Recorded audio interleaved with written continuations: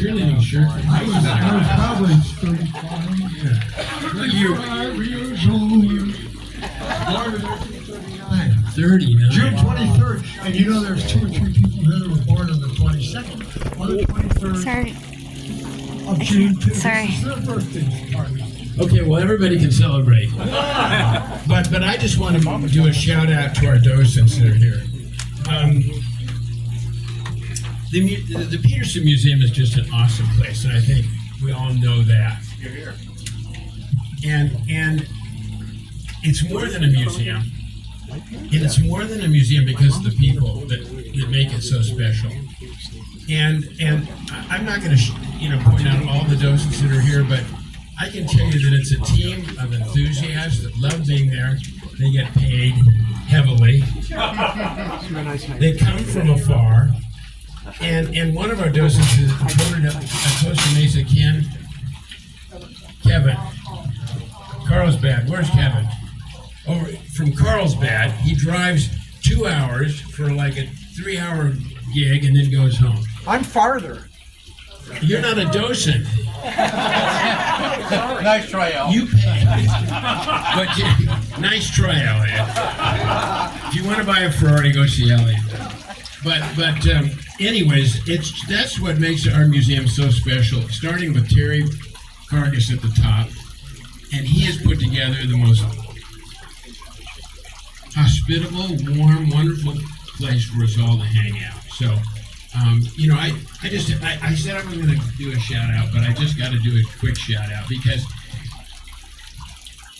it's not like our docents are like people we all want to know. And Ted, retired CHP, Sean, retired LAPD, Jesse, probably still a fireman because you look too young. But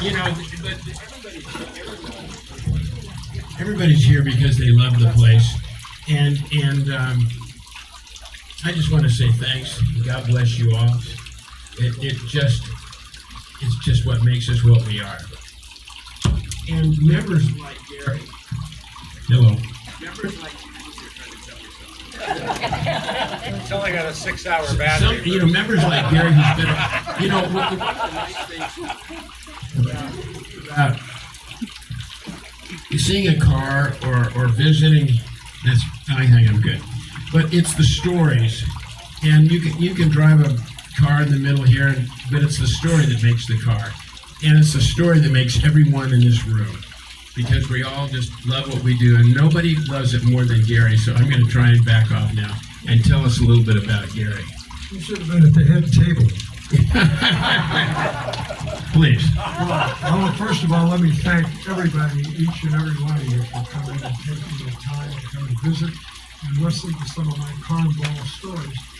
But they're all true. With a little bit. Anyway, I got into cars. Originally I was a singer and got out of the Army. And one of the ladies that I was dating said, "Why don't you become a stockbroker?" Sounds good to me. So I went to a company, Morrison Truman, and got talking to the guy, and he said, "Yeah, I think you could do this." And he said, "By the way, what's your education?" It's high school. He said, "Oh, well, maybe we can. Let's see what we can do." He was an old ex-old patriot, military. So anyhow, I ended up having a New York exchange license. And I did that for several years. And one friend of mine I met, Dick Merritt, and he was the gentleman that wrote the first book on Ferraris. Fitzgerald and Merritt. Yeah, Merritt. And Dick and I were very good friends. In fact, he went with us when I bought the bread van for Count Wolpe for $2,800. Cars investments.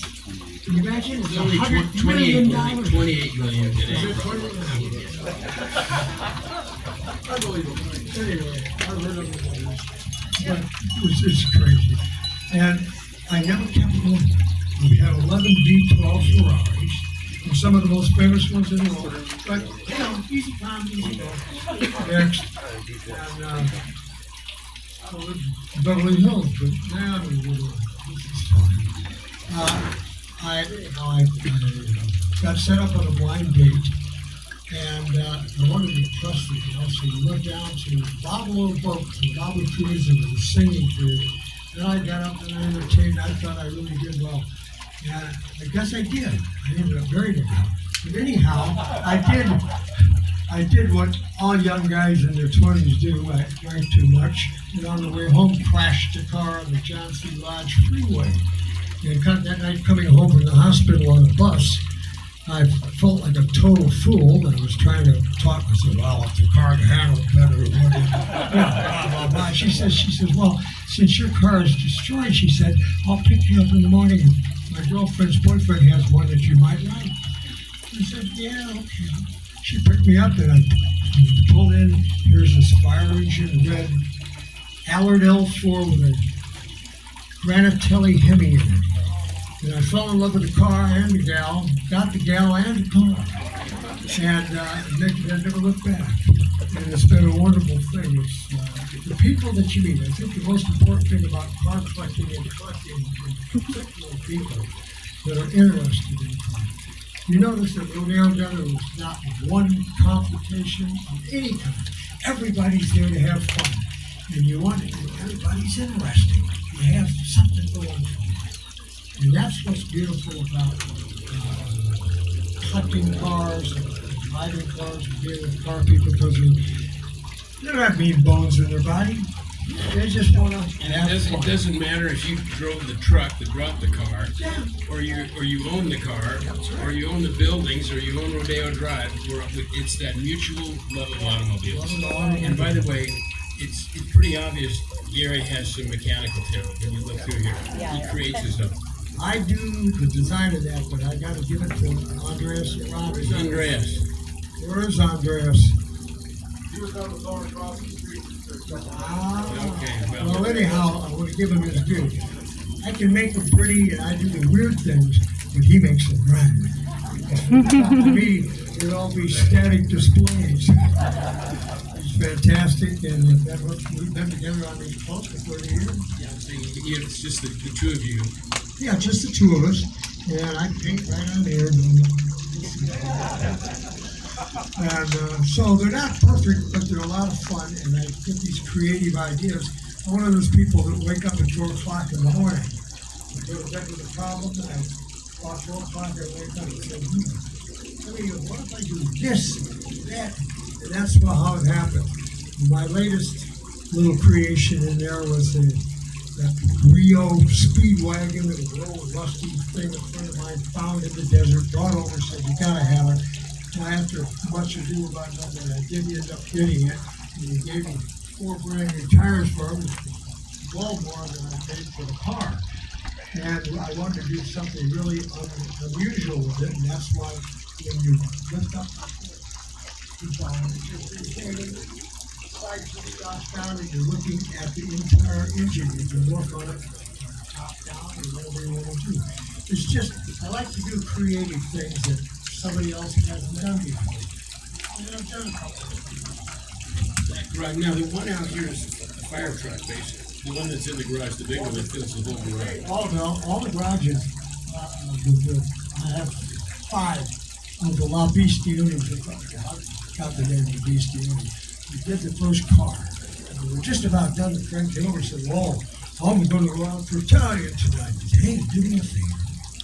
Ask the waiter, specifically the waiter, how you say the beast in Italian. La Bestioni, L-A-B-E-S-T-I-O-N-I. So we just, Andres, and we put La Bestioni on it, cast up and everything else.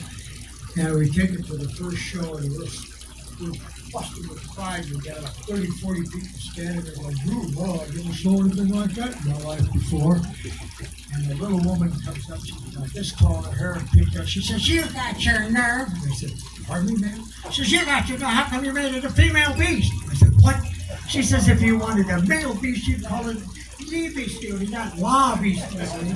And she gave me a counter for about 5 minutes, and people were standing there with their mouths open. What the hell is going on? And finally, she stops up. And the woman next to me looked up and said, "You named it right." And that's why they're all Lapistiones female gender. True story. You do all the fabrication here. Now, you just moved into this home recently? 1967, I've been screwing around with it. It's just fun. A lot of things have been changed. Obviously, you can see that. Collect everything. And my poor wife, she put up with me. And You and your wife she came to all the events with you. yes, she How did. long were you married? She was the car over 50 years. And just about 50 years ago, just before she passed away, I came home and this was way before, I'm sorry. Yeah, gracious. I came home and I said, I retired. She said, what do you mean retired? You can't retire. We have no money. The house isn't paid for. I said, are you working? She said, yes. He said, I retired. I said, okay. So that allowed me to stay home and be a bum and get those phone calls that you don't get if you have to be someplace else. And so I've made it okay. But it's been with the cars and with the people and the friends, and the thing I like most about the car collecting is the people. And I think if you remember that, we're going to be in fine shape. Thank you again for Bruce. I'm a member of the greatest honor of my life. Thank you. Gary invited me out here a number of times, and is Dustin here? Justin. Yes, Bruce. Did he leave? So Dustin, then Orange hair. you always recognize Dustin in the orange Hi, hat. Dustin. In my world, he's the one that invented the cars and coffee. He did it out here at Mulholland and whatever that street is, and then he moved it to Topanga, then Pierce College.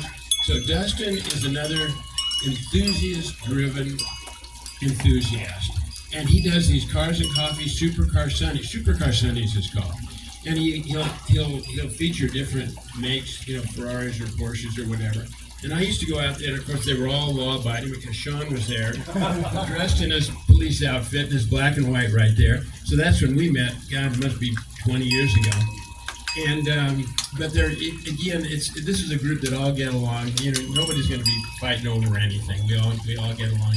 And Dustin, thank you for everything you've done. And for years, I'd see Gary, and everybody knows Gary. I mean, everybody knows Gary. And Gary said, "Come on to my house. It's only a little ways away." Maybe I'm going to do that. I'm going to do that. Like a few years went by, and my son and Tom were here, and he said, "Just come on over." So I figured, okay. I came over here as like you all did when you walked in. I mean, you've never been to a place like this. I can almost say 100%. And the enthusiasm and the armor and everything that goes in here. So we just couldn't wait to share this with all the checkered flag members. And so Gary said, "Come anytime. He'll make it work." So he's that kind of guy. Open it up. And I picked this date. We all did it on board. And he said, "It's my birthday." I'm thinking, well, we can do it another day. No, it works. So anyways, you just opened up, and you've always been that way. You've always been there. When you show a car, you stay with the car. You let the little kids sit in the car. You just enjoy sharing, and you're the essence of what we all love about the hobby. Thank you. And I love you, my brother. Any questions for Gary?